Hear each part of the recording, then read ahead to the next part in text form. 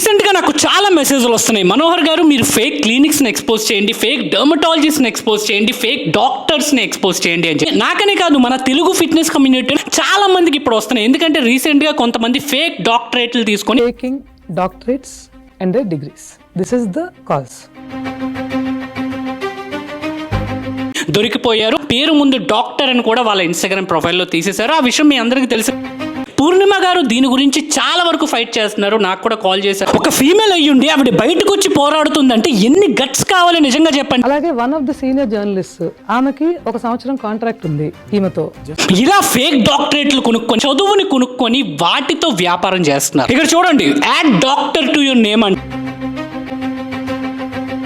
కూరగాయలు కొనుక్కున్నంత ఈజీగా డాక్టరేట్లు కొనుక్కొని జనాల హెల్త్లతో చాలా మంది ఆడుకుంటున్నారు. ఒకరు కాదు, ఇద్దరు కాదు, ఇలా ఎంతో మంది ఫేక్ డాక్టరేట్లతో బయట చలామణి అవుతున్నారు. తెలుగు ఫిట్నెస్ కమ్యూనిటీ మొత్తం ఎన్ని వీడియోలు చేసినా మారాల్సింది మీరు. నువ్వు తప్పు వాళ్ళది కాదు, వాళ్ళది కానే కాదు. తప్పు ఎవరైతే జనాలు చూసి వాళ్ళని ఎంకరేజ్ చేస్తున్నారో ఇలాంటి ఫేక్ డాక్టర్స్ ని, ఫేక్ డర్మటాలజిస్టులు కూడా చాలా మంది వచ్చేసారు. హైదరాబాద్, వైజాగ్ లో ఫేక్ క్లినిక్లు ఎన్నో వచ్చేసాయి. నష్టపోతుంది వాళ్ళు కాదు, మేము కాదు, ఎవ్వరూ కాదు. ఇక్కడ నష్టపోతుంది మీరు.